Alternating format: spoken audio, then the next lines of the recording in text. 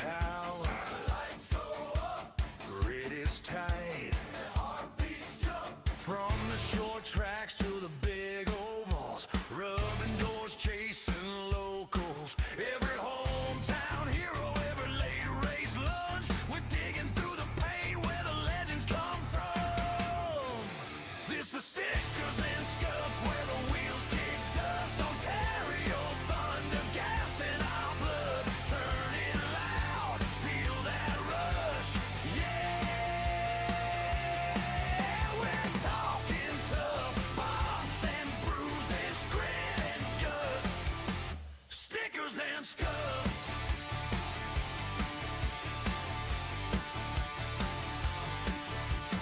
Heat wave shimmer, Green flag drops, sideways stories. pit lane talk. From grandstand roar to the gyro floor, if it's got a number, we're calling everyone.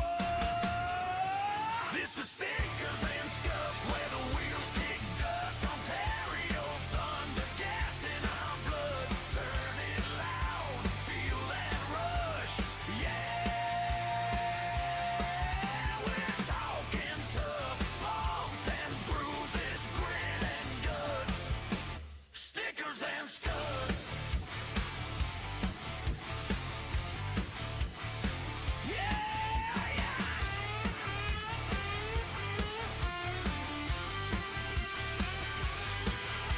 Start your stories. Fire 'em up, Every scar's a trophy. every scrape's a love. From town to town where the engines erupt, you know the name. Stickers and Scuffs. This is Stickers and Scuffs, where the wheels kick dust. Ontario thunder, gas in our blood, turning loud, feel that rush, yeah. We're talking tough, bumps and bruises, grit and guts. Stickers and Scuffs.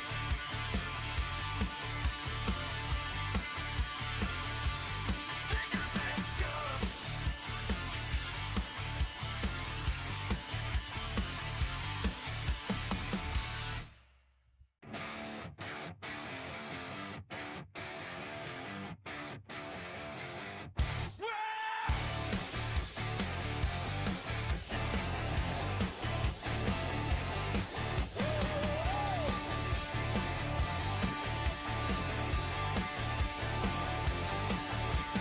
Engines howl, Lights go up, grid is tight. heartbeats jump. From the short tracks to the big ovals, rubbing doors, chasing locals. Every hometown hero, every late race lunch, we're digging through the pain where the legends come from. This is Stickers and Scuffs, where the wheels kick dust. Ontario thunder, gas in our blood, turning loud, feel that rush, yeah. We're talking tough, bumps and bruises, grit and guts. Stickers and Scuffs.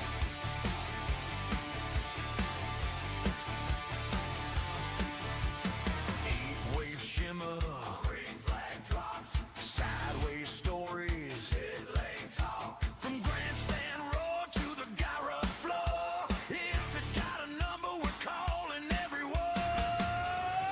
This is Stickers and Scuffs, where the wheels kick dust. Ontario thunder, gas in our blood, turning loud, feel that rush, yeah. We're talking tough, bumps and bruises, grit and guts. Stickers and Scuffs. Yeah, yeah.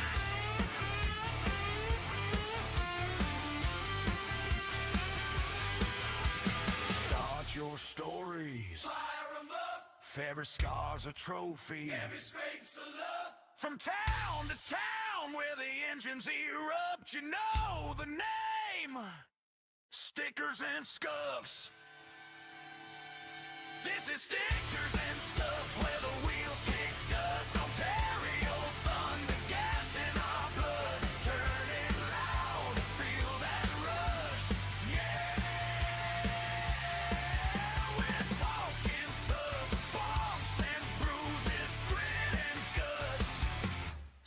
Stickers and Scuffs.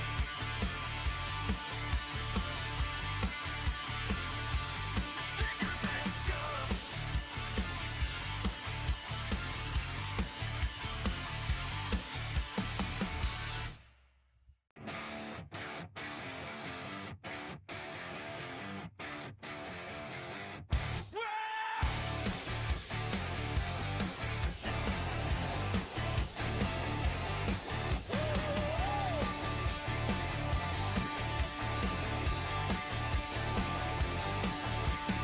Engines howl, Lights go up, grid is tight. heartbeats jump. From the short tracks to the big ovals, rubbing doors, chasing locals. Every hometown hero, every late race lunch. We're digging through the pain where the legends come from. This is Stickers and Scuffs, where the wheels kick dust. Ontario thunder, gas in our blood. Turning loud, feel that rush. Yeah, we're talking tough, bumps and bruises, grit and guts.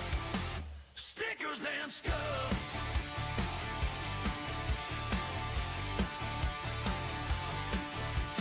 Heat wave shimmer, Green flag drops, sideways stories. pit lane talk. From grandstand roar to the gyro floor. If it's got a number, we're calling everyone. This is Stickers and Scuffs, where the wheels kick dust. Ontario thunder, gas in our blood. Turning loud, feel that rush. Yeah, we're talking tough, bumps and bruises, grit and guts. Stickers and Scuffs.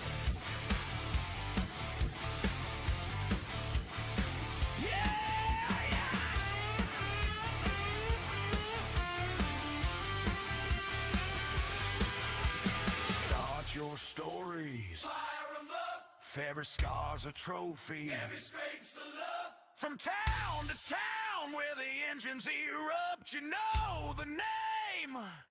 Stickers and Scuffs. This is Stickers and Scuffs, where the wheels kick dust. Ontario thunder, gas in our blood. Turning loud, feel that rush. Yeah, we're talking tough, bumps and bruises, grit and guts. Stickers and Scuffs.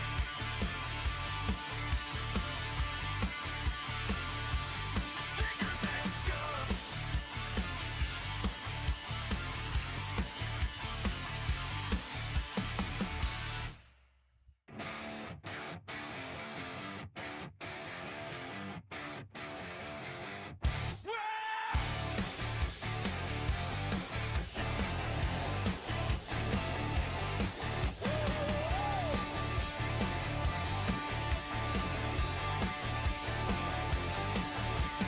Engines howl, Lights go up, grid is tight.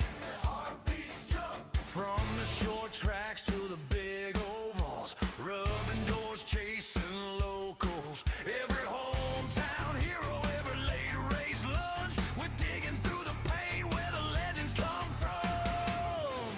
This is Stickers and Scuffs, where the wheels kick dust. Ontario thunder, gas in our blood. Turning loud, feel that rush. Yeah, we're talking tough, bumps and bruises, grit and guts. Stickers and Scuffs.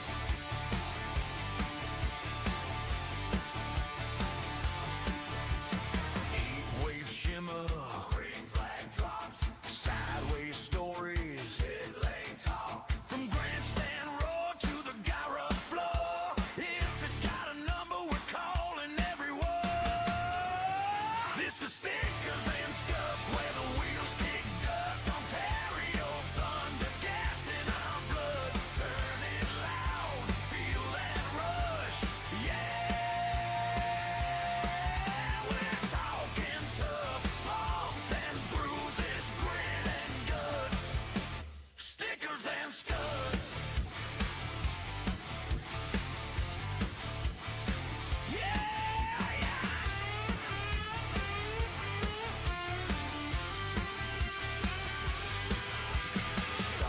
your stories. Fire 'em up. If every scar's a trophy. Every scrape's a love. From town to town where the engines erupt, you know the name.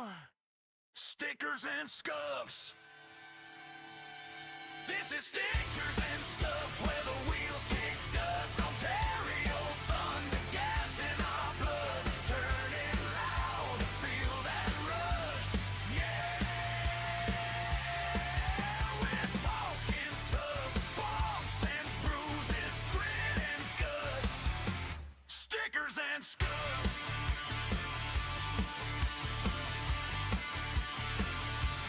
Stickers and Scuffs.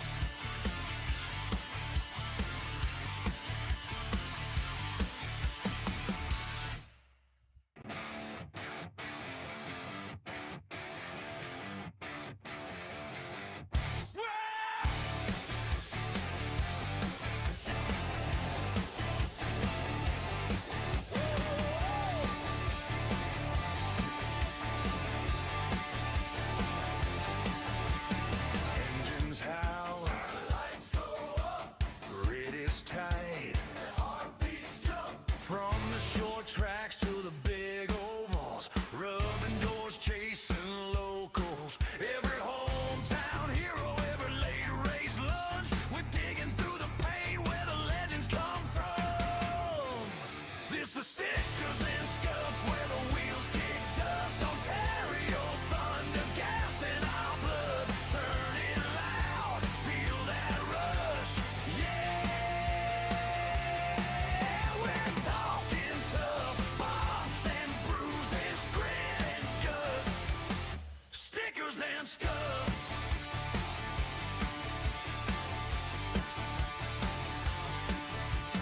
Eight wave shimmer, Green flag drops. sideways stories. Pit lane talk. From grandstand roar to the garage floor. If it's got a number, we're calling everyone. This is Stickers and Scuffs where the wheels kick dust. Ontario thunder, gas in our blood. Turning loud, feel that rush. Yeah, we're talking tough, bumps and bruises, grit and guts. Stickers and Scuffs.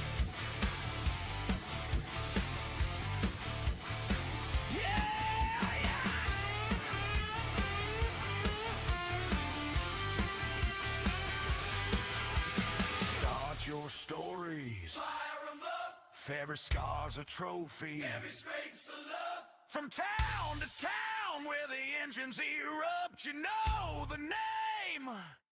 Stickers and Scuffs.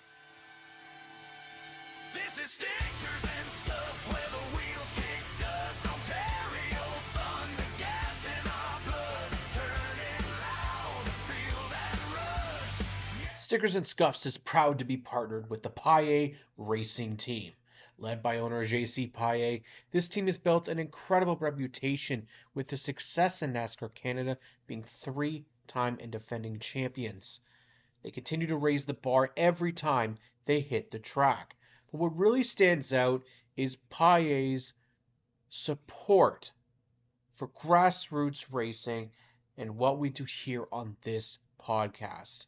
Owner JC Paille believes in our mission and helps us share our stories and grow the sport we all love. Thank you, JC.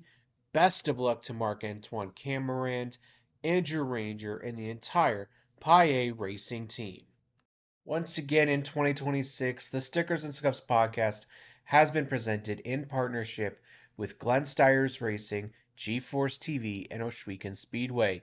We want to thank Clinton Jeffrey for his support of this show and thank all of those at Ohsweken Speedway, GSR, and G-Force TV for all they do for the racing world. Of course, G-Force TV, check it out weekly for your racing action at Ohsweken Speedway on Friday nights and Thursday nights. Don't forget about the Little O.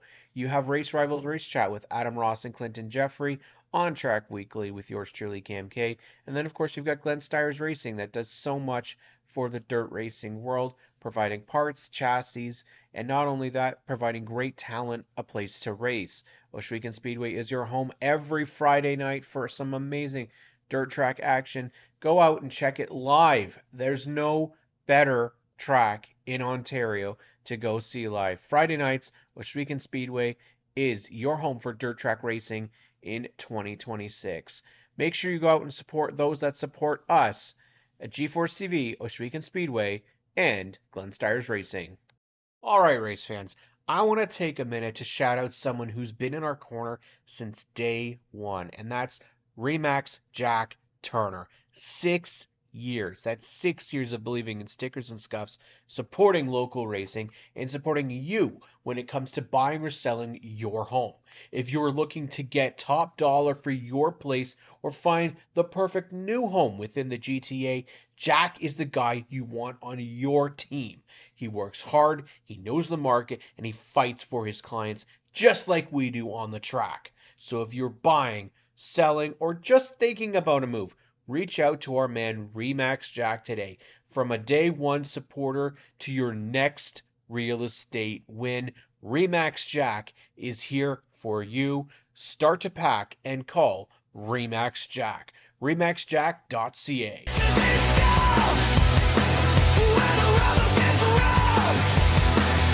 For short tracks up in Ontario, we get loud, we get close. Stickers and scuffs, every scrape, every bump, turn it up. Feel the throttle in your throat. Stickers and scuffs.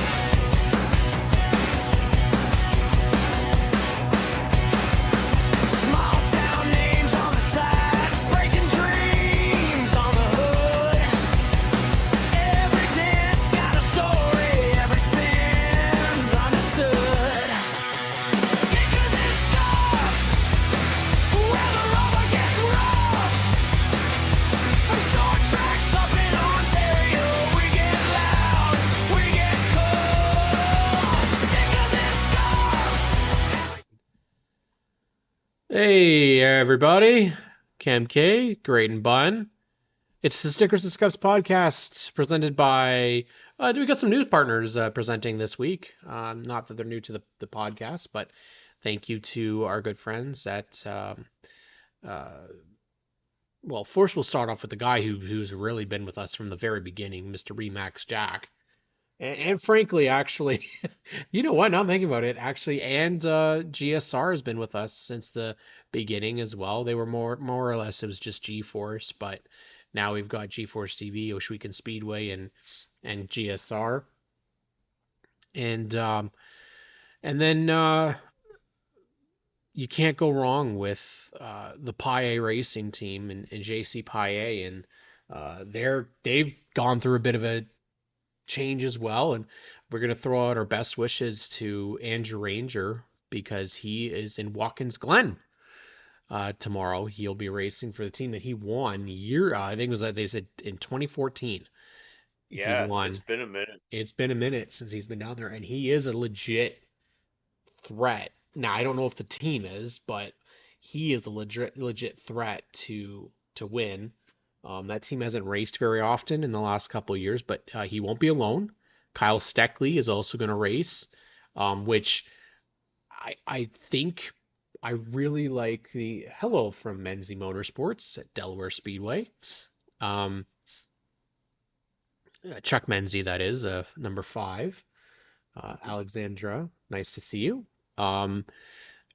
So Kyle Steckley is going to be down there racing, and Derek White, Alex Gannett will be in the. Well, I think Derek White was supposed to be in the trucks. I'm all for this new girl that's racing, Destiny Spurlock. She's a whole barrel of fun. I absolutely love her. And she did really good for old Carl Long's team. She got a friggin' top 10. A top 10 for Carl Long's team in the Arkham and Art series. And I got my girl Isabella down there as well. I love Isabella Robusto. She almost won at Talladega a couple weeks ago, and then of course you can't go wrong with Cleat. I for one call him Garrett because I don't follow whatever that name is from, so I'll call him Garrett Mitchell. And Arca, honestly, bud, I prefer it over Cup right now because Cup is just boring. Uh, I, I like seeing some new faces and new names and stuff, but so we're glad to see some new faces. Jay Pepin in the chat. Peps Pro Painting presented last week's episode, so Jay is there. Yeah, We appreciate it. Arca's kind of been pretty stale for the last little 20 while, years. and it's The kind of last nice 20 that, years. but like, kind of since I don't know, like NASCAR took it in, it it kind of lost its identity a little bit Yeah. in what it used to be, and at least like they're kind of pumping in some new names, and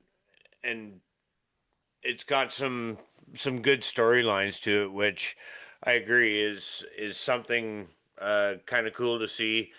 I we we've had the races on in the background like lately when we've been home, but it's I'm just kind of tuning in here and there when we're not I doing just want to stuff. see somebody beat Max Reeves because that guy is a bit of a tool. And I'm glad when you were starting to get listen, does everyone care about what race and what orientation or what gender a racer is? No. But for me, I happen to like following our ladies of the oval. I like following those racers of color. I think it's interesting and it's nice to see it, frankly. And um but the fact that we actually have shit to talk about and frankly seeing a YouTuber come into ARCA, lead laps, almost win the friggin' race in his first, well, second tenure. Then you add our homegrown talent that's coming down racing there. Like that's interesting to me. It's not interesting. Yeah.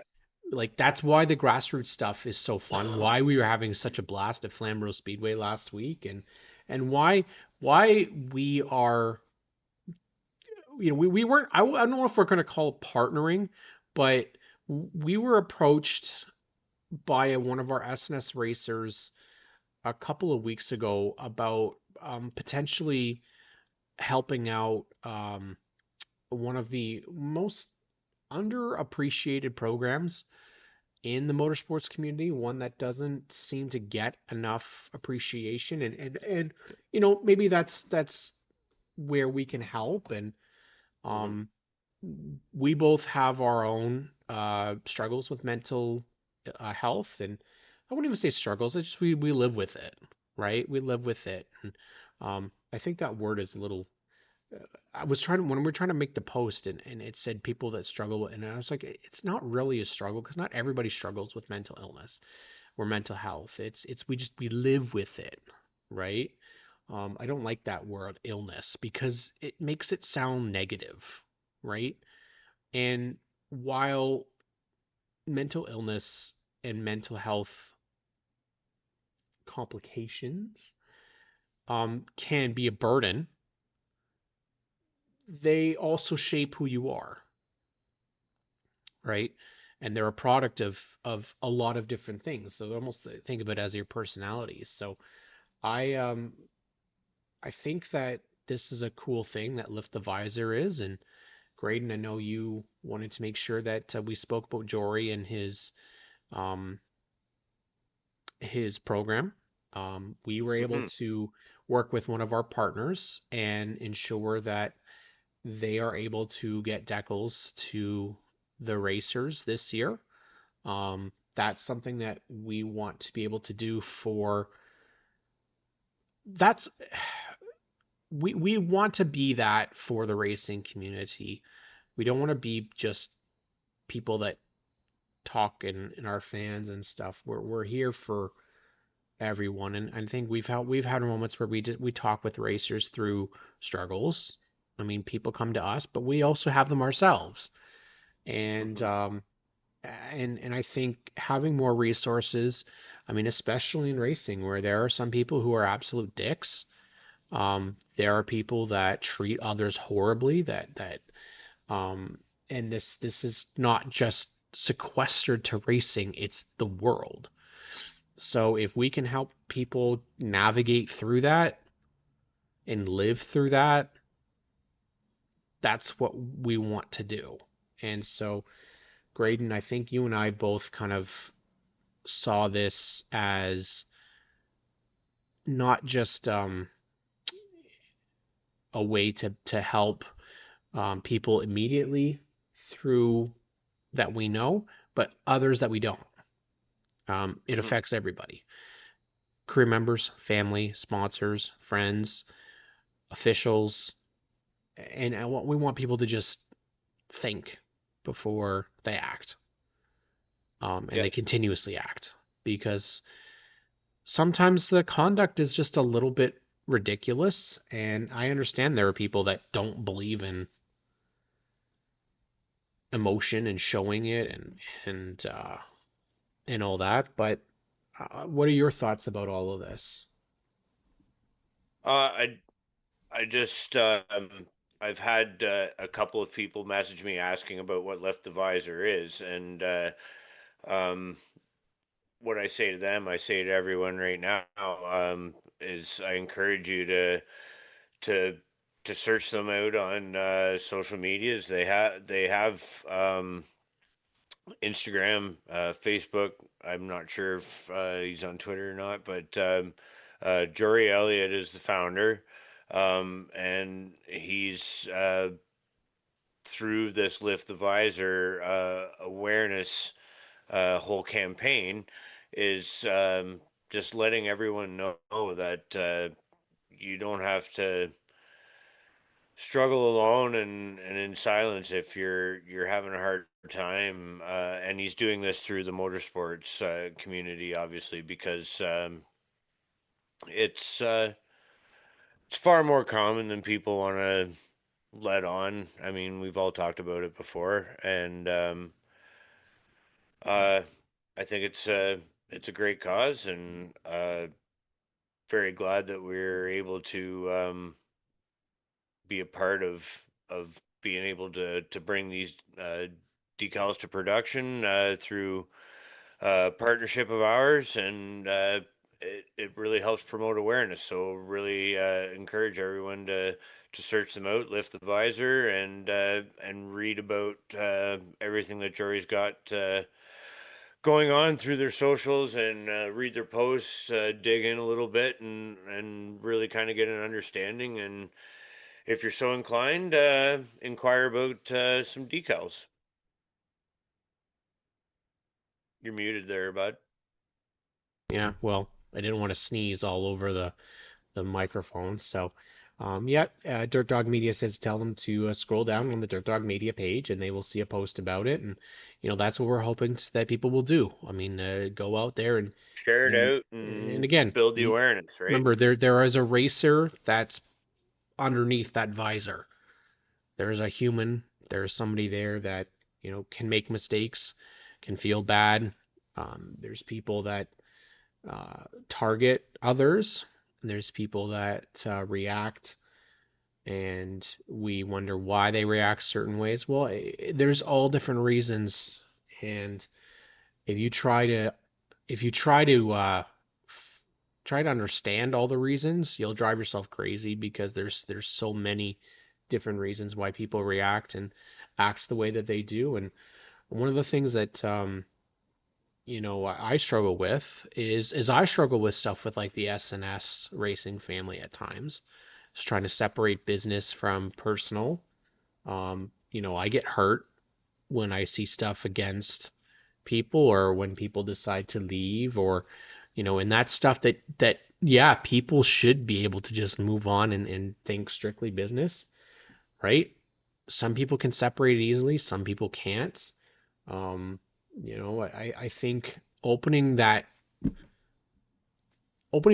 like we said, literally lifting the visor to the people that's underneath, is important. And that kind of segues into what happens on the racetrack from a physical standpoint and what can be a result of that. We saw it firsthand at Flamborough Speedway this past weekend. We didn't want to see it, but it happened.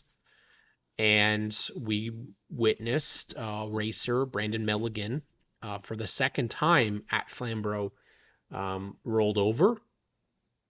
And the team at Flamborough was absolutely fantastic in getting his car flipped over and him out safely.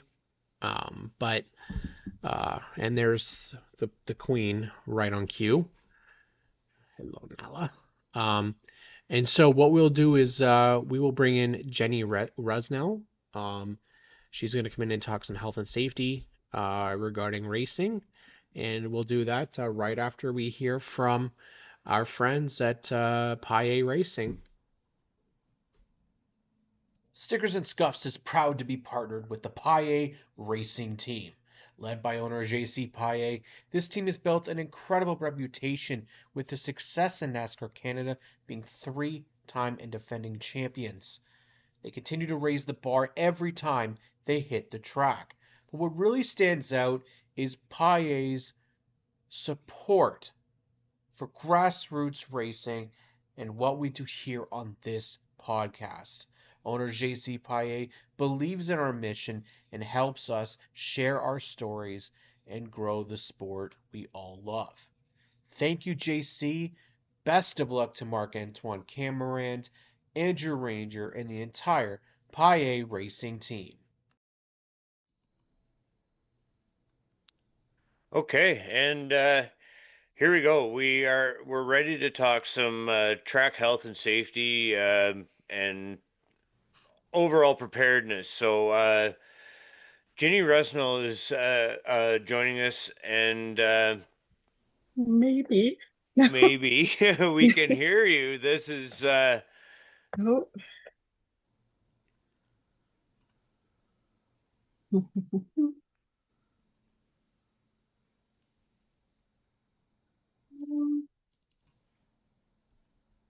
we usually get one or the other. We get the video and not the audio, and then Yeah, I don't know. Oh, wait a second. Let me see if I can. No, that's not video. I should be on it. Huh. Oh, you Oh. are there. Oh, I am, yeah, yes. it's like zoomed or something. It looks as if it's almost blocked by something.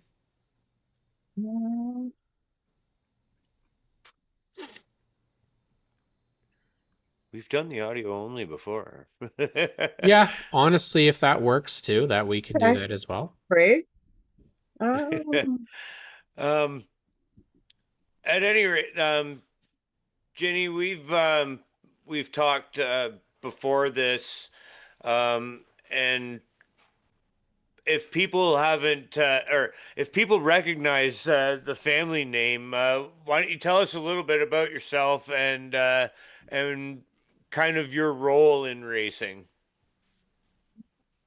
Well, I'm the Rocket sister. Yeah. Randy the Rocket, of course. Yeah, I've been in the racing community since I was just kind of going through it today, and it's got to be 89, 90. So a long time ago. I've been around it. I've seen a lot. Yeah, so here I am. I reached out to you last year and thought that I had some, positive things to bring to the race car drivers and the crew. And then last weekend with that incident on the track, it just kind of heightened everybody's awareness. And so here we are. Let's talk about it. Yeah, that's right. We Cam and I were in the infield, obviously, and all that transpired, and we were standing there and decided this might be the week that we decide to talk about some health and safety stuff. And coming into the summer months, particularly, it's not just crash protocol and that sort of thing. It's just overall preparedness on not just the driver's part, but crew members, officials, fans alike. It can get quite hot, and take it from somebody who knows, folks. You can get behind the eight ball on the whole hydration thing, and it can really kick you right in the ass. So I know you have some great advice on that, Jenny. Well, like we were talking the other day, everybody works so hard at making those cars go fast and, running perfect. They've got that amazing fuel in there and the cooling systems and the lubricants and all that. But if the drivers aren't hydrated, it starts to affect how they respond. Hmm. They start, the reaction time isn't as quick as it can be. Muscles start cramping. It's, I think, especially at the grassroots level, Hmm. drivers and um, the crew just don't think about their health and safety, really. I mean, they're just so focused on that, making that car go fast, right? Um, Yeah. but that it's true. I mean, I've been around it for years, right? And you run around getting a part from this end of, Ontario to the other end, and you go, go, go. You're working, you're racing. Um, it's strenuous, right? You're an athlete when you're behind that wheel, and athletes have to stay hydrated. They have to make sure that they're eating, properly, get those carbs in there because they make the whole, they help retain those fluids. Um, yeah, And I those think fluids don't really include beers, I'm told, right? unfortunately, no. Yeah, Damn it. no, I know. Yeah, sorry. Yeah. No, you're right And though. even after the races, I mean, like I said, I've been there for, many, many years, and that's what we used to do, right? And hang out, drink beer afterwards, but your body is depleted of fluids and hydration, and it needs fluid back Mm. into it. So there's lots of things that you can do to prevent, because that's what it's all about in the first place, is preventing the fatigue, the dehydration, making sure your reaction time is right on. Um, And that being said, the only real way is proactive. Like reactive is too late. Like the reaction time, like ex- you're already like paying the price if you're reacting to being dehydrated. So again, yeah, and I I can speak to that far more than I should have. But I'm learning the lessons, and it's absolutely true. It's not just a matter of doing it the morning of race day. It goes beyond that too, right? It really does. It's amazing how much your body really needs to run well, the same as a Hmm. race car, right? Exactly. Um, yeah.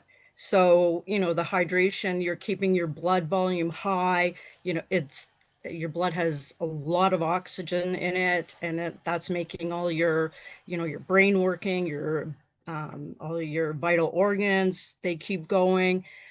So yeah, it's all about preventing it, making sure that you're, drinking lots, you're staying hydrated, you're checking to make sure that your urine is a nice light color, not, a bright yellow.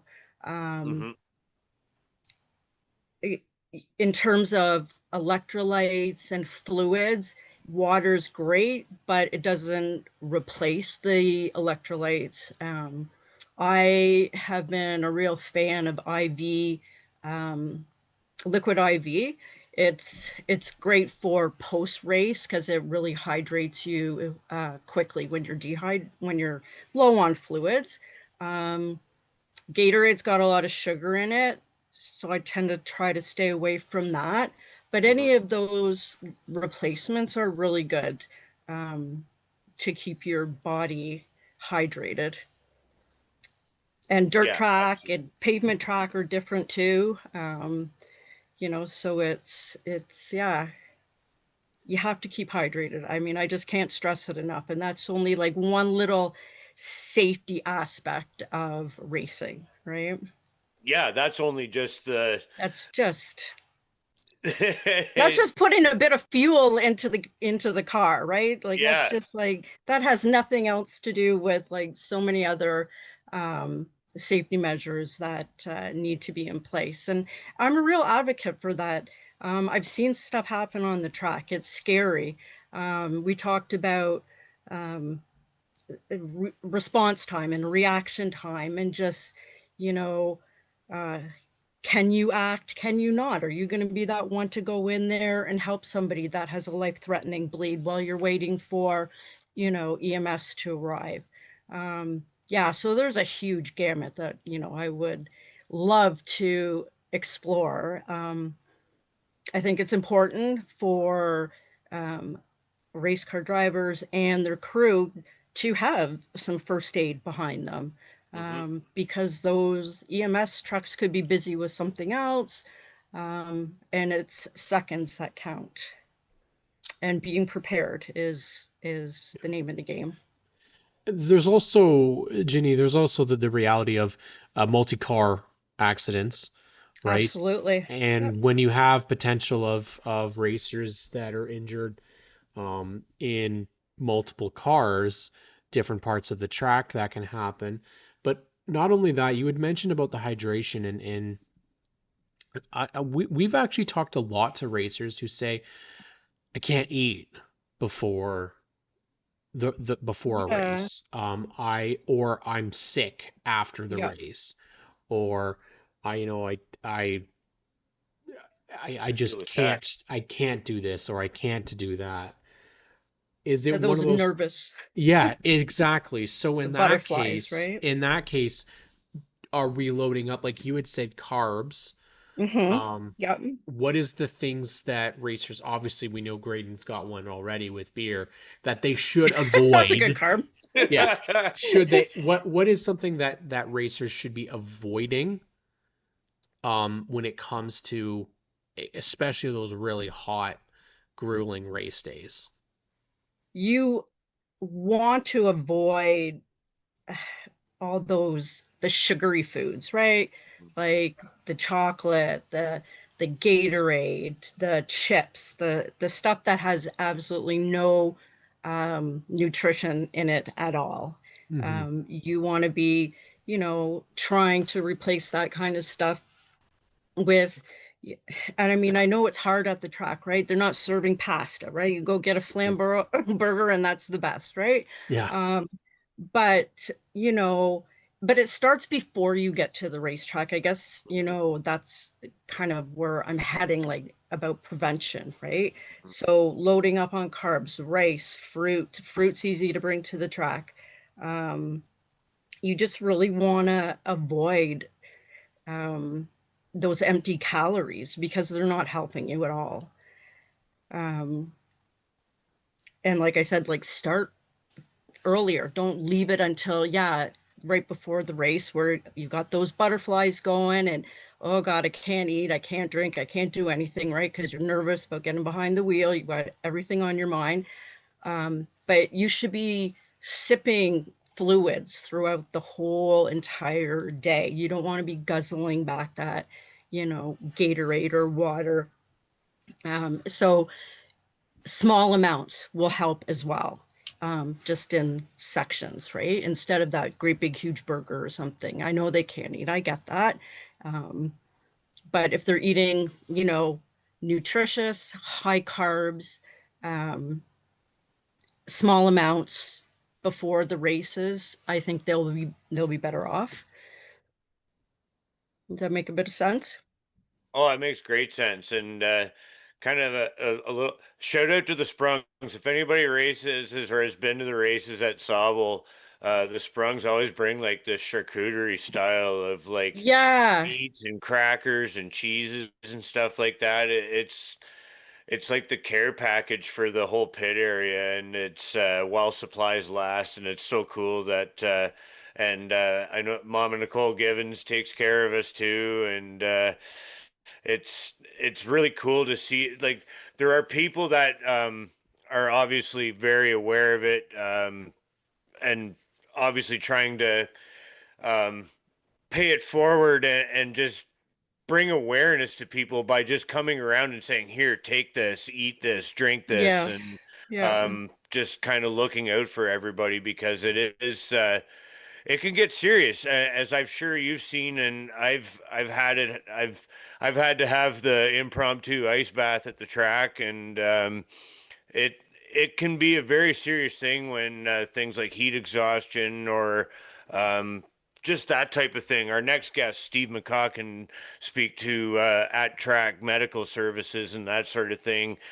As I said earlier in a post this week, when things go bad, all eyes go to like the tow recovery people and the track medics, and that's the bigger spotlight, arguably, than the racing itself. So, I mean, that's that's something that that you touched on earlier, Jenny, with when we were talking about Brandon's car getting righted and stuff. The crews obviously practice and choreograph, and everybody knows their role. Like all those Yes. things, uh, preparedness. It's just like out in the quote unquote real world It where is. the first responders have like accident protocol when the fire department shows up on scene. This is what you do, and it's no different at the racetrack. And it was really, albeit a dire situation, and at least Brandon Yes. wasn't hurt, but seeing them in action and doing what they practiced to do was truly remarkable to watch. Oh, I think it's amazing. And yes, you're totally right, Cam, about how everybody has a role and responsibility and they practice and they know what to do. What I would like to see for, and again, I kind of focus on the grassroots guys because, the higher classes they do pay into, they have, special medics that are going to be there to attend to them. Yep. But I'd like to see the crews and the drivers be just as prepared off of the track as everybody is on the track. Hmm. Um, I think it's really important to be prepared, and everybody has a role and responsibility. I Absolutely. definitely think that's the truth, and I think we will have to have you back for a couple Yeah, sure. segments, We because got to have Ginny touch on her really special yeah, uh, first aid kit here. We are getting up Yeah. against the time, Okay. Ginny, but Yeah. I know you're working on this really special thing that I think is really, really cool. And I think everybody watching and listening will really appreciate this. You want me to touch on it? Well, or are you gonna? No, I'm by all means, you explain what yes. you've assembled here because it's really, really cool. Well, I'd show you, but I can't right now. Yeah. Sorry. Yeah, so as we talked the other day and I've put together a first aid kit. I wonder how many drivers and crew have a first aid kit at their pit. Anyways, I've put together a first aid kit and really focused on what drivers and their crew might need and not just a general band-aid here, there, that kind of stuff, you know, a tourniquet, a seatbelt cutter. I mean, you know, all of the other little things too, but some of the bigger things that are super, super important in a first aid kit at that Mhm. for this level. So I don't know how, if you were able to talk to Cam, but I'd like to let you guys figure that out, and I'm donating it. You can raffle it off or do whatever you feel, and I'll make sure that it gets to wherever it needs to go. heard it live on the show. There's There you go. going to be one coming to one of the racers, one of the SNS racers, and we're really Yeah, excited about that. And Ginny, we'll have you back on at some point to talk more probably during we just started the season, so we'll yeah, get you sure. back on and we'll talk some more. But thank you so much for joining us. We really Oh, thanks appreciate for it. having me, guys. Yeah, it's great. Ginny, we really appreciate it. And yeah, as Cam said, we'll definitely have you back because we've only scratched the surface on this. And Oh, this is yeah. a topic that we can definitely expand on and explore a little bit deeper. So, a lot deeper, actually. Yeah. So, thank you for your time. Oh, thanks. Thanks for having me, guys. We'll keep in touch. And Okay, if you for want, sure. actually, Ginny, send me a picture if you can of the kit and we'll Hmm. post that out. And details, everybody will be forthcoming on how you can get your hands on this special racing first aid kit. Okay, sounds great. Stay safe, eh? Thank you. Absolutely. Bye. That's Ginny Resnell, everybody. She's very, very, as we said, Randy the Rocket's sister. So, I mean, racing's in her blood, in her family, but also the the safety and first aid aspect of it is kind of her main priority. So that's somebody that we have to really thank for being as passionate as she is in our racing industry because we need people like that. we All do. facets of racing. We do. And especially because we're going back to racing this week as of tomorrow. We'll be Hmm. racing Delaware Speedway gets their season started. And of course, one of our good friends is joining us right now. Someone who we haven't gotten to see a ton over the last couple of years. And he's sideways again. I don't know how that happened. There we go. Yeah. There we go. It's the man He's himself. bouncing off the walls to be here. Steve McCaw here on S&S. He's getting ready for another season in that another beautiful looking modified this year. He switched up the colors a little bit, and I actually like this one even more. Steve, how are you doing tonight? Good, guys. How you both doing? Doing Good. great, man. Thanks for the time. And we we were talking with Ginny Resnell here just before you came on, and Cam and I were talking in the event of the rollover at Flamborough this weekend of track health and safety. And oddly enough, your name came up, and we mean that in the most respectful way. But you're here because of some quick thinking and quick response from people at the racetrack, and we're going to talk about your racing season and everything. Um, but if you could just talk about quickly, if you could just in a nutshell, um, that kind of process and the I guess the gratitude and everything that sort of happened there because it's really hard for us to put into words all that. I mean, that was such a big deal. Yeah, it was kind of one of those things, and again, all those people at the track, the safety people. Um, I Hey, let's face it. In my deal, Wayne Pilkey and Rick Verburn and Ashley, who's the nurse that was there, and all the track crew and the ambulance crew and passerbys, everybody that was there did everything perfect and everything right for me. Um, the defibrillator, the one at the bottom of the pits, didn't work. Shay Gemmell run up the stairs, got the other one, came down. Like everything worked out really, really well. So it's one of those things that you couldn't write it any better. There's no possible way that I'm here without every single one of those people doing their part. Um, and it's one of those weird things that you just don't ever think about, right? So Yeah. you find out things later on in it, but it was carbon monoxide poisoning that happened. I got hit early in the race. It broke my exhaust. It separated it. I got up inside of the car. And again, they've never proved it per se because they never did a tox screen. Right. But they're 95% sure that that's what caused it. So, Right. it's one of those things, right? So you go through all that, and there's no preparation for that, with the exception that now, safety wise, I will not run a car without a blower unit in the helmet, and I'm an advocate for it. I talk to people about it all the time. Hmm. Um, Not that it's completely fresh air, because let's face it, it's not, but it's better than not having it. Yeah. Yeah. you talked about hydration, and we talk about, everybody starts drinking water the day of the race. It's 3 days before that you have to start. Um, so all of those things are super important. Having defibrillators at every racetrack, having people understand and know what's going on at every racetrack is important. We all do this as a hobby. The track staff do a great job. They're there as volunteers in a lot of cases, or helpers.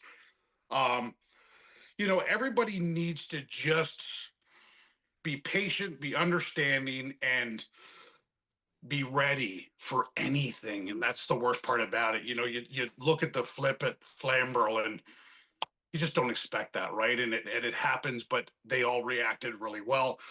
And luckily nobody was hurt, right? So, Yeah. and then you look at J.R. Fitzpatrick's, when his throttle hung there a couple of years ago and he went over the wall. Yep. He was sore. Like, don't kid yourself, he was sore. But nobody was hurt. So we've had a lot of incidences where people have been really, really lucky. And a lot of that comes down to preparation. I didn't know that Absolutely. fact about the defibrillator. That in itself is scary. And we remember back in, I want to say it was 97 with Yuri Fisher with the Detroit Red Wings. And I hate to say that good comes of that, but it does, because before that, that was not implemented. They were not having defibrillators on the bench every time they were playing the game. Like that, it did something. It changed the way that they see safety with the game. Your situation, I think, would have to hopefully change the way people were thinking about, like you said, you should be making sure that the defibrillators, if they're charged or they're working order, preps that, like Jenny said, we don't just throw a first aid kit and call it a day. Like, you guys are legitimately doing something that is dangerous. So You're by pushing your all, body yeah, to certain, like, to extreme exactly. limits in certain. And you've said it before, Steve, that the level of heat that you can get in it, not just, we're not talking APC like 100 to 200 laps, just even a 25 lap feature in a car is extreme. It's not, being stuck inside on a hot day and you're a little overheated. No, this is like extreme heat, and what you guys go through on a race is extreme. Great point about the blower of air. From your experience, how accessible is that for people to get, in terms of cost, and the one that you got, just for people if they would like to look into that type of thing? So there's so many different options with that. There's the what's basically a brake blower that you can use, that goes through a tube and a NACADUC in the window. It's really affordable. I have a higher speed fan one that is the one that I use, which is just kind of the next level up, a little bit more expensive. And then they have air units. Like, you can have an air conditioned unit. Let's face it, it's not like air conditioning your street car, but it brings it temperature, 12 degrees kind of thing down. So, and again, it filters the air, freshens the air. So those things are always really great too. Just going back to the defibrillator portion of it, after my accident, when I got back to work, the first thing I did was have a defibrillator installed in the dealership. Talking about the first aid kit, just one of those things that people don't think about. One of the first things Kara Martin did for me was get me as first aid kit that's still in my trailer, and I update it every year. In my toolbox, I have a nitro. So if I ever have an issue, or if anybody else does, my team knows where it is. So it goes underneath your tongue. It's a one shot. It fires you back up, kind of thing. So, and that's there for anybody. I remember um, when Jaden Chapman was having a couple of little issues, and Jessica was scared, and it's hard. Dana has gone through that as well as my family. So Jessica was scared. I told her exactly where it was, and I said, "This is what you do if anything happens." So, it was kind of one of those things where there's a lot of things that go on, and it's hot, and it's fast. And we were working on my car yesterday, and one of my crew guys and I were talking about like a throttle linkage, for example, and just understanding the severity of if a throttle hangs. If you're running 105, 106 miles an hour down a straightaway and your throttle hangs, it hurts. It's not a gentle hit. So Yeah. the preparation of the car and the preparation of your body is super important. And now it's cooler, but it's still super important. And in the summertime, in the dead of the heat, it's really really important. Absolutely. And now we've got, thanks to all that great track safety and first response, we got Steve McCaw 2.0 now, and you've, I don't know, man, like I don't think you were ever one to have um, uncomfortable or subpar equipment, but like sitting in your old hot rod, and I'm sure this mod's no exception. Driver comfort is of the utmost important to you, and that goes hand in hand with it. I mean, when you're comfortable and feeling good in the car, that goes a long way to results on the track and just feeling at your best too, right? It's funny you bring that up in driver comfort, especially when I bought the mod. Obviously the guy that owned it before me was quite a bit smaller. He was quite a bit shorter. Hmm. So when I got in it originally, I wasn't comfortable in the car, and I had conversations with Jamie Cox about it as well. And then I called Mike McCall, and I've dealt with Mike McCall for a lot of years. And Mike's what everybody knows. Mike, he's a great guy.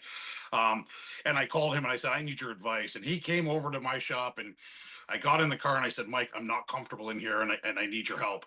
And he looked at it. He says, bring it to the shop tomorrow. He says, we'll fix it.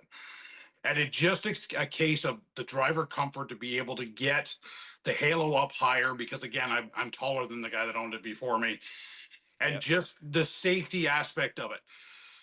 Go back 5, 6 years ago, I don't know that I would have thought about those things. I think more about Right. the driver safety and the driver comfort more now than I ever did before. Um, you know, so that's one of those things that I hope everybody does, and I really do hope that everybody does that. I don't know that they do, but I certainly hope that it's something that's top on everybody's priority list.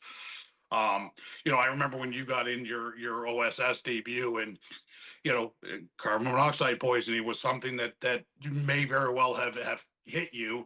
I don't want to speak for you. So, and those are those things where we all get so excited about doing something and then realize we might not be putting ourselves in the best situation.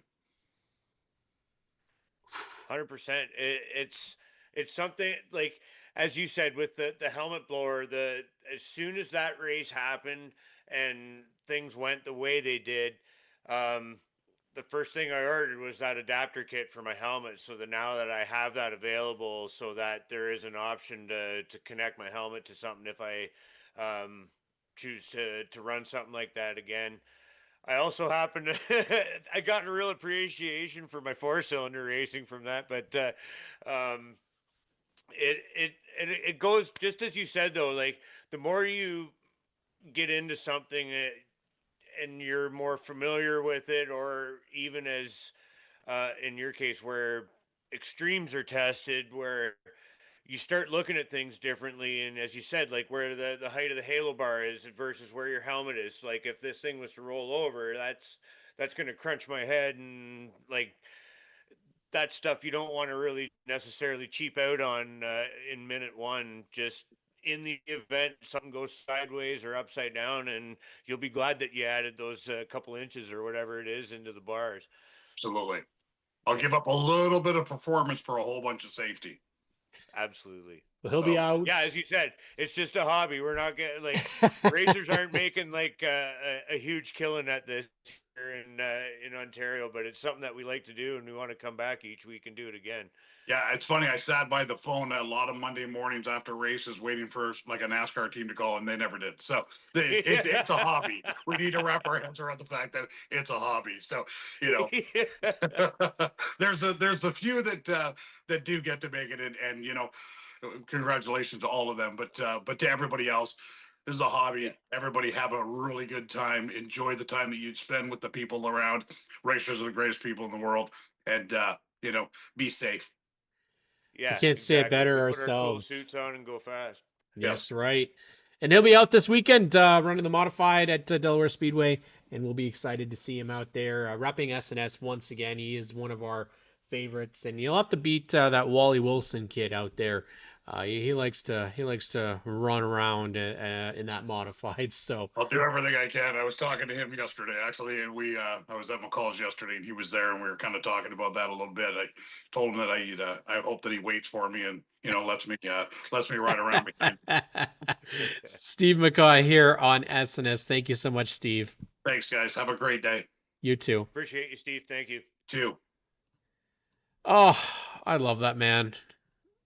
Yeah, he's such I'm a just great dude. I'm I so mean, glad he's still here.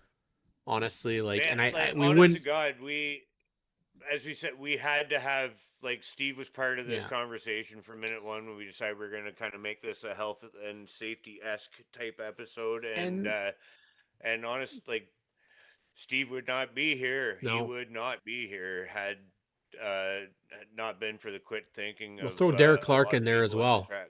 I think Derek Clark was one of the first ones there, and Rick and Yep, um yep. Shea uh, Gamble, yeah, as he said. I didn't even know about that. So Yeah. um, So how I about Mike, it our buddy it Mike gets me every Norris? time. Like when talking to Oh, Steve, it's just I saw, um buddy. like you see his crew shirts and stuff. The Return of the Dead crew. Like Yeah. that guy is walking, talking proof of quick response saves lives. Like Well, I'll tell you about damn. quick response, man. He was out there this past Saturday. He'll be out there this upcoming Saturday, but he's going to be there as a racer.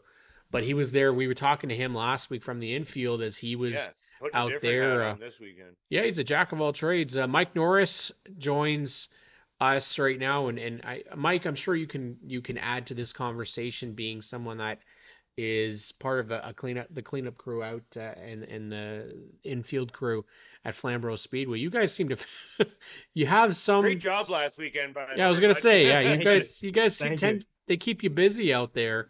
Oh yeah. So Oh yes. how can we add to this conversation? Because I think the Brandon Milligan flip was not something I fully expected to have happen. Um, I know, oddly enough, though, I've gone through a couple of clips thanks to the amazing pedal power, and it seems that you guys kind of do get flips that happen quite often.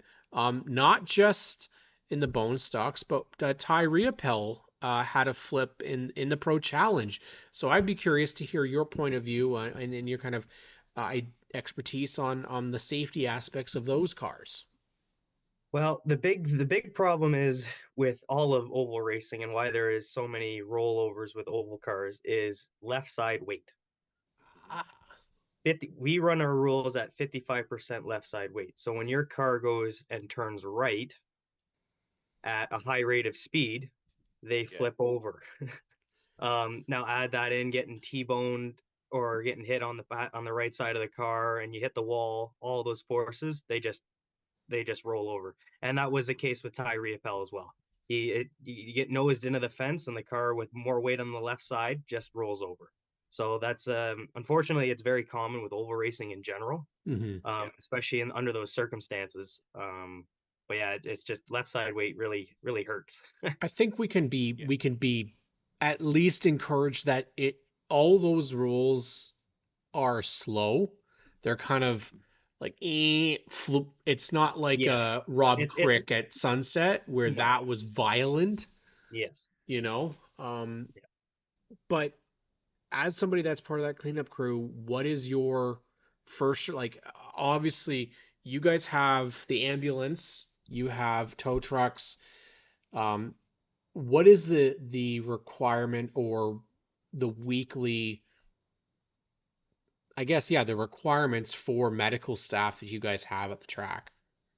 So we have, excuse me, all of our stuff, all of our medics, and all of our, I don't, you guys probably seen them around the trucks and stuff. So they Yes. are specifically that Kyle Bast, his company, only does, mainly does racing, health and safety. So he does the Toronto Indy, He does all sorts Oh, of stuff. He does all big races and stuff like that. So he goes out. They're all licensed. They're all they can all give us medications if we are unconscious or whatever. They're all licensed to do all that stuff. Yeah. So I'm fortunate. I just show up and I get to push a broom and push cars on and off the track. I don't have to worry about any of that medical stuff. mhm. Um, I haven't really got into wanting to do that. I've been more of let's get the cars off the track and let's get the boys back racing kind of thing. Hmm. Um, but those guys they do like during our test day there they had two cars up on the top behind the VIP booth and they were cutting them apart. They had a driver in them simulating a driver stuck and pinned in this situation. Hans is stuck. How do we do this? How do we support their head? How do we make sure their back's fine? Oh no, the car is now on fire. What do we do now? Where do we start our attack? So they all do all that stuff. That is their job. And it Um, was, sorry, Mike. yeah, yeah. I was just saying it was very, very evident. Yes. Like as soon as that crash happened and everybody started mobilizing to it, that was like this has been practiced and like Oh yeah. everybody knows what they're doing. It was just, it was as I said, it's not something that you want to see, but it was really No. cool to watch everybody so systematically do their thing. Yeah. And like my video of them riding the car was like a minute and 7 seconds. Like it took Hmm. no time at all. Like there Yep. was just like everybody, the tow trucks were each side of it had the rigging done and slow rolled them over and bang Yep. done. Like it was just truly remarkable, like just impressive work. It is cool. I mean, I spent 2 years ago, I spent time with them. They needed a driver to sit in one of their cars and be fully dressed and all the stuff so they could understand that, hey, when the person's upside down, their helmet's hitting the roof, their feet are underneath the dash, touching their knees are touching their chin. Yeah. Their Hans is stuck. You can't really find your Hans. Your belts are now who knows where. So they asked me because I worked with them I've been working in the infield for 7 years now. So Hmm. they know me pretty well, so they asked me to come and help. But I spent like an hour and a half on upside down in a car. That wasn't very fun, You had a but bit of a but blood rush. that one kind of sucked. So but no, they were like, "Are you okay with doing this a couple of times?" And I'm like, "Yeah, let's do it." So I helped them out with that a little bit, and they all figured it out. Like some of them didn't understand how Hans worked right away Hmm. because a lot of people like a lot of the IndyCar drivers and stuff have back braces that go all the way down and they Yeah. don't work like our Honzas do. Some people Yeah. have next gen devices. Some people just wear the donut. So there's Yeah. like multiple variants of neck braces and back braces that Hmm. I don't know. I've never seen half of them. So I'm like, here's how you do the Hans. And they're like, yeah, we've never. And then there's the Hans quick disconnect, and then there's the regular Hans with the push pull and the twist or whatever you got to do. So Yeah. there's different ones for that as well. So like they once we got them all figured out on what was coming in and where like they're on it. They're on the ball. Kyle's got his guys figured out. They are awesome. And Well, that's a great point. Like that's yeah. all stuff that these guys kind of have to be aware Yeah. of going into this. Like it's not just a generic like you never know what's going to be inside the cockpit there, No, what you that you have person no might be idea. wearing that you might have to help get them pulled out of there from. Exactly. Well, we know that there was one famous, I hate to say famous, infamous case where a racer that had flipped over undid their belts and broke their neck. And Yeah. this is where, again, as I said before, the situation with Steve, unfortunately it takes a negative situation for us to learn. And I think the Dale Earnhardt thing in 2001 was extremely, important. Justin Wilson in terms of IndyCar back in, I think it was 2015, with them implementing the Halo. Like Yep. these things, unfortunately, they happen, but they do cause change. Um, we've seen some massive crashes over the years. We forget because it's short track racing. We Hmm. forget that there is still flying around this racetrack. There's that Oh Robert yeah. Palillo or Polito wreck that he had in the Can-Ams at Flamborough a couple years ago, where I don't know if I've seen a Can-Am hit as hard as he did out of turn four. Megan Mitchell took a massive, almost a full right hook a couple of years ago, And the one thing that racers have told me that is scary. You kind of laugh at it, but in a sense, it is kind of scary. Is that if you get us in a race car, we'll find a way to wreck it. And Oh yeah. it's true. Like, and they said when he said, I think it was Burdell actually. I think Spencer said it, and it was something of the line is like, you can't predict the angle, the velocity, the exact way that it's going to go in, the speed that it's going to go in. So each wreck is always different. They're never the Everything's same. different. Yeah, and like the one thing, not very many people know this, but after in 2024, after the season had ended, I'm like, my car's not fast enough. We got a free Tuesday. Let's go over, and I'm gonna go turn some laps. Let's wrench on this thing and let's get it working. Sure enough, I go out there 20 laps later, brake fail, and I went straight in the end wall at 140K. Holy The week shit. the week after JR Fitzpatrick went over the fence, I did the same thing he did on a Tuesday. So Jesus Christ. nobody around, no nothing, just me. And I absolutely like go in the corner, turn the wheel, hit the brake, and I'm like, oh, I'm not slowing down. So you just go straight in the wall. Like my brakes were working fine before, everything was fine. But what happened was the brake bias cable undid itself with vibration and stuff. And then as I hit the brake pedal, the pistons come out of the back of the caliper or the Oh back shit! of Holy the shit. maskings. So it had no brakes. Like they're gone. Yeah. Gone. I put my foot to the floorboard and went, "This is gonna hurt." Oh my Well, god. and So it's the same thing.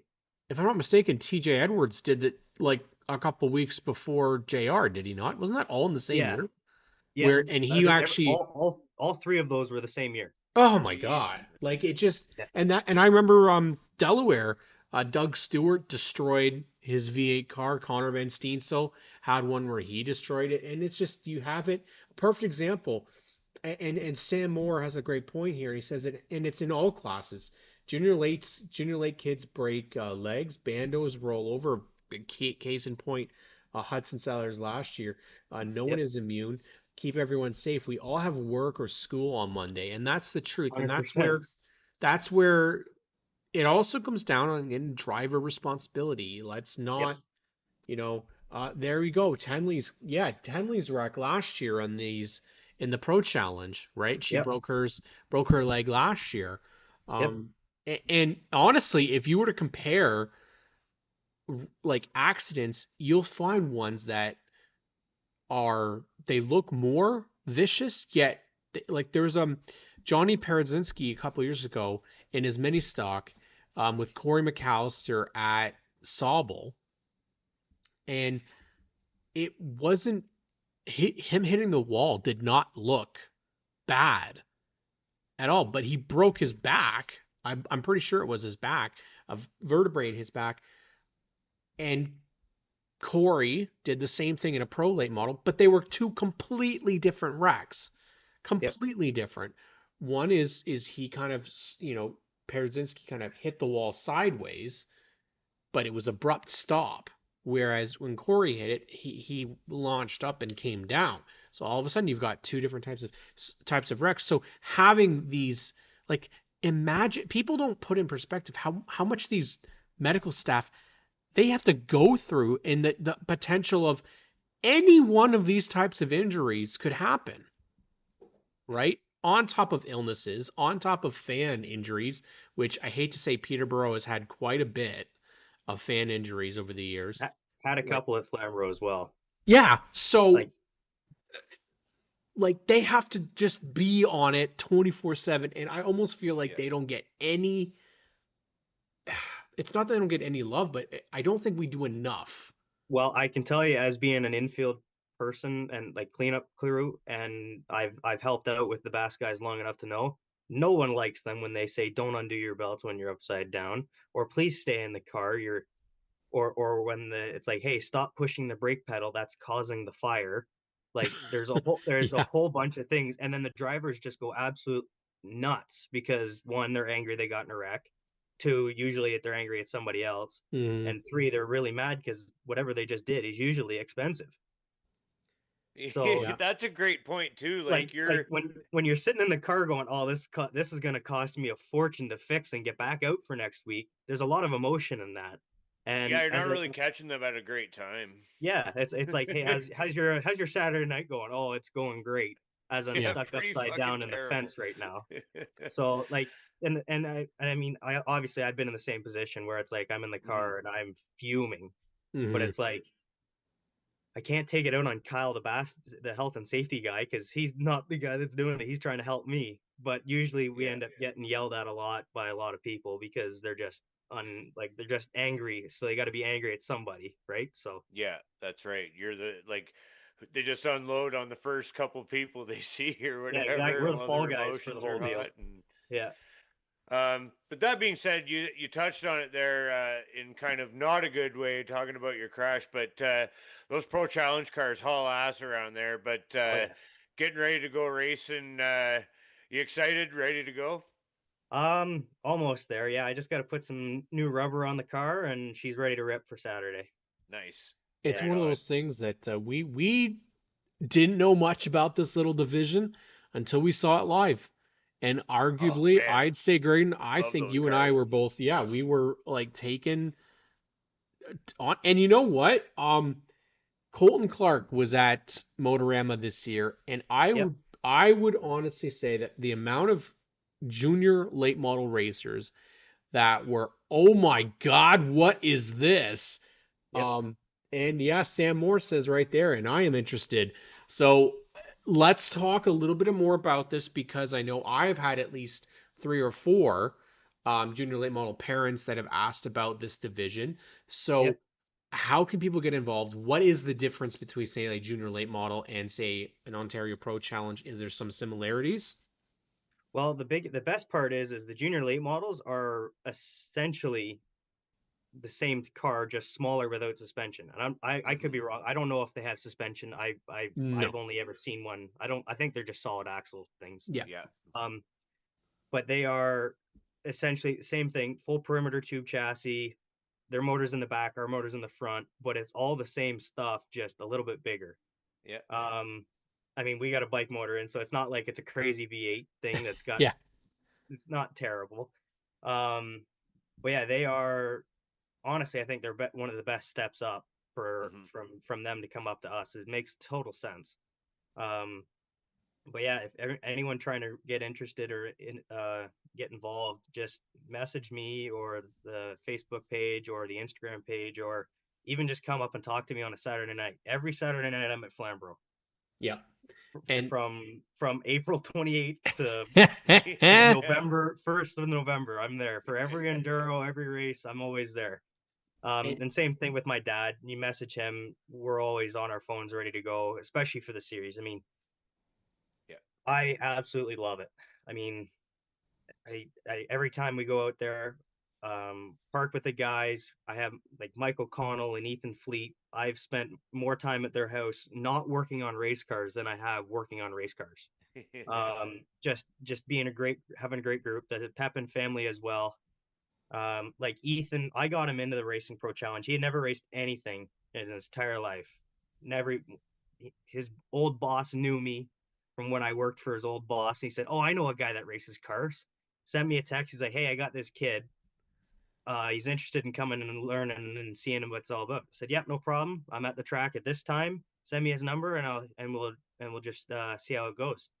He showed up for 4 races, helped me out in the pits, and said, "Okay, I'm buying a car." So it worked out really good. So now he's since moved to Fort McMurray, Alberta, and he still flies back every other week to race with us because he loves it that much. Wow. So every other week he's flying back from working out there. You're a So hell of a salesman. well, I mean, I do work on his car for him, so I mean, he kind of owes me a little bit. He's a suitcase driver. He just shows up, drops his stuff, and goes. Yeah. So there's nothing wrong with that for him. But I I mean, like his style. yeah, I mean, it's a great group. Everything's the same, so it's my opinion, bang for buck, the fastest you can go for the cheapest. I Mhm. well, mean, we off the hop, a really like a top 3 car right now Yeah. is going to be a little bit more expensive. It's like $18,000 for a top 3 car, Okay. but that's it. It's I put $4,000 away every year for tires and $1,000 away for motor maintenance, and that's it. That's it. Every year. That's it. Every year costing me right around. If I don't wreck anything, it's $5,000. That's it. That's my yearly expense. So, Colton like, Clark saying you should get Oh my Greg in the God. car. I want to. Stick him in Tim's. Stick him in Tim's car. If he doesn't win, he can't race anything ever again because that car is something Oh, else. yeah, right. well, yeah, it's a great group, and I mean, bang for buck, it's like you can't really beat it because as soon as you get into a mini stock, you're spending Yeah. money on motors and stuff, and I mean, I don't mini stocks are great, don't get me wrong, but I mean, I've fallen in love with these cars. They're So me and my fun. dad say you can fix them with a pair of pliers and a flathead screwdriver. Like they're so easy to work on, and the Mhm. concept of racing and how to set them up works across the board. Yeah. Right. Yeah. So like I Hmm. I didn't know much about racing when I first started. I just helped out my dad in the shop, whatever. Yeah. When we finally got the chance to hop up into a late model in the APC series, every single adjustment we've ever been making on a Pro Challenge car works on a late model the exact same way. Hell So yeah. so we were like, oh well, this should work. This we'll do this. We'll try this, and then oh that really didn't work. Let's go back the other way. And we had some really good success. Like Cool. when we went to Frostoverfest a couple years back in 2018, and we were in practice. We were second fastest behind JR by like 100th of a second. Now we went out for qualifying, and some springs failed, and it didn't work out as well for us. But that was just what we had to learn, right? Because we were still new to it all. Right. But we were right there because we just basic setup. So any kids that are or anybody coming up that's looking to progress into a late model or a super stock or anything, I'm to get your hands dirty and learn how to wheel a race car. That's rear wheel drive, everything that matches up into a late model because everyone can drive. Like it's hard to go from a bone stock or a front wheel drive car to a late model or a super stock because the front wheel drive versus rear wheel drive is a big step. Like they're Mhm. very different how they drive and handle. Yeah. But they're a real race car. There's nothing stock about them. It's a smaller version of late model essentially. So Yeah. I love them. They're cheap, they're cheerful, and they're not slow.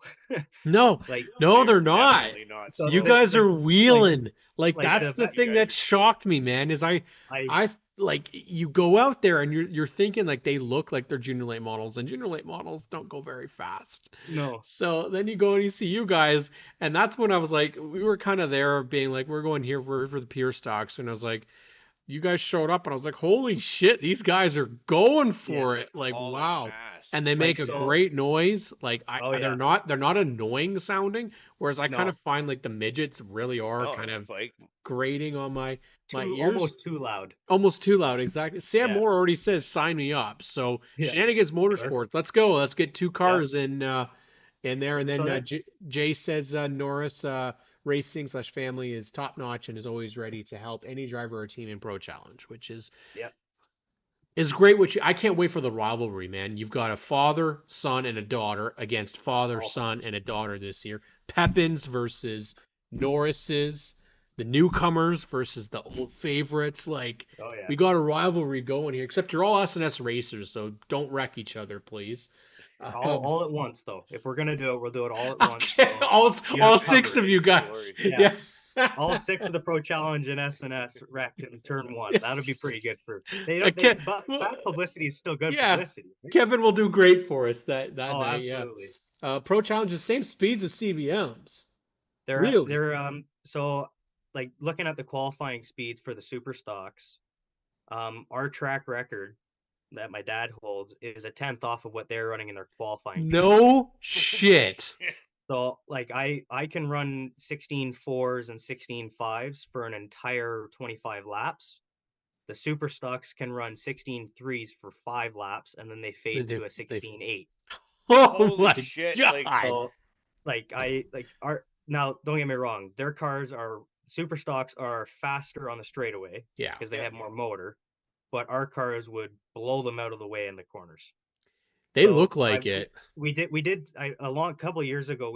There was some, I don't know who it was, but some go-karter was there on the test day, and they had a radar gun. We were doing 75, or was it 80? No, it was 80 miles an hour in the middle of the corner. Jeez. No shit, Like it eh? was like 100, 130 in the middle of the corners. Oh man. Damn. That's It awesome. was. Now I don't know how accurate that was, because I just don't. But I mean, it's not far off. Like we Mm. only reach, like doing the math on it, we're like average 150 kilometers an hour, 160 kilometers an hour around Flamborough, average. So they don't Oh man. they don't slow down much. Oh, I'm getting Oh, the.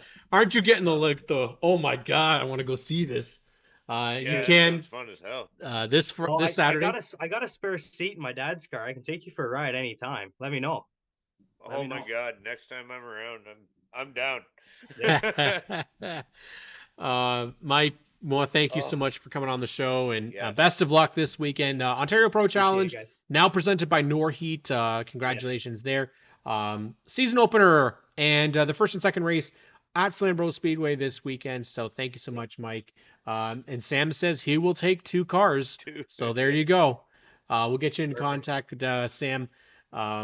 You know, I mean, I love it. I absolutely love it. I think, and Dave Everson says they look like they were a blast to drive, and they are. Dave, let's get you one too.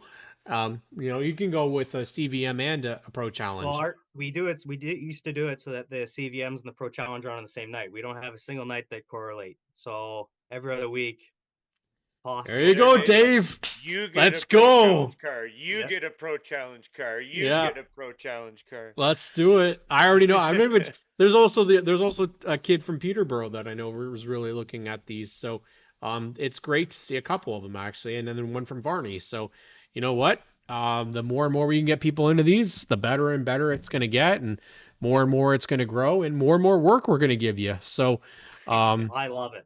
Love it. Mike Norris here on SNS. Best of luck. Oh, Ty Claxton says he'll take 2 as well. There you go. Perfect. All right. Thanks, Mike.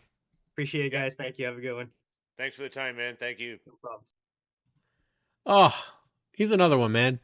He's one of our favorites. You know, and you know what's funny is that you bring Emma on the show, and Emma's just like him. They're such personable people. Tim as well, Yeah. and Tim doubles as a race director at Flamborough Speedway, and he's got a lot to deal with there. They are a handful at that track, but you know what? We went over our time by almost 15 minutes. So, shit, Mike is a great salesman. Yeah. SNS putting up the funds. Dave, you know what? Just smile for Mike, and I'm sure he'll build you one. We can write you a check, Dave. You can trust us. There might not be any money involved with Yeah. it, but we One of can them write one. handy, one of them rubberized ones. Yeah, we can write it. Doesn't mean you'll get any money, but Yeah, hell yeah, we can write you a check.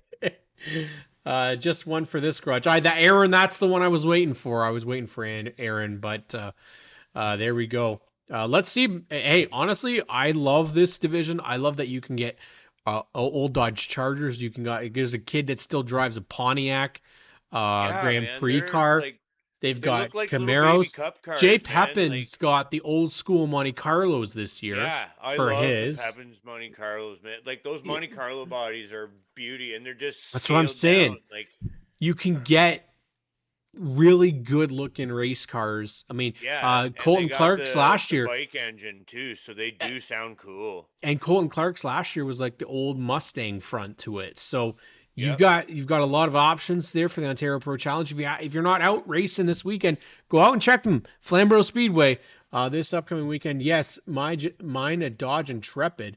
Is it really? Hell yeah, I don't think yours is a Dodge Intrepid, is it?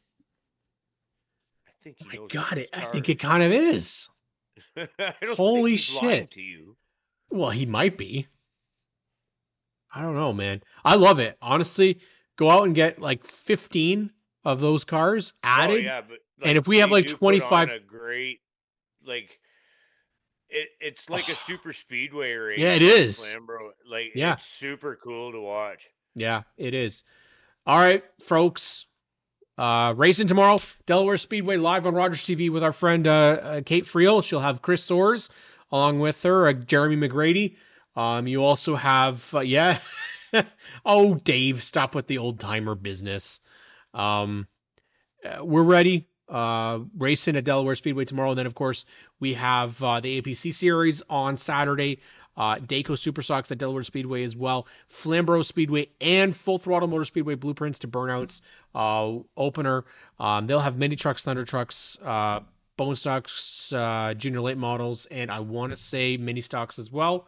Full weekend of racing. And we'll be following it. I'm not sure if we're going to be out at Peterborough Speedway for the test day. I have to wait and see what the weather is like. Graydon Bunn, how do we want to wrap this up? We want to wrap this up by definitely just saying thank you to Jenny, thank you to Steve and Mike for coming on and speaking about the health and safety aspect of this. We hope you enjoyed and maybe got some information. We will have some information coming out about how you can get your hands on this Racer's Custom first aid kit from Ginny Resnell. And most importantly, if we can pass on one bit of information after all this, is Sunday is Mother's Day, so don't freaking forget it. Is it? Okay. Yeah, yeah. Good. I won't steer you wrong, bud. So your wives, your girlfriends, mothers of your children's, your mothers, everybody, Grandma, don't forget. I mean, that's all I got. I'm just saying, don't mess up by forgetting it. It's not typically a good idea to forget. Spoil your ladies. Yeah. All right, folks. Have a good week. We'll catch you all next week here on Stickers and Scuffs. Ciao. Appreciate y'all tuning in very much. Thank you.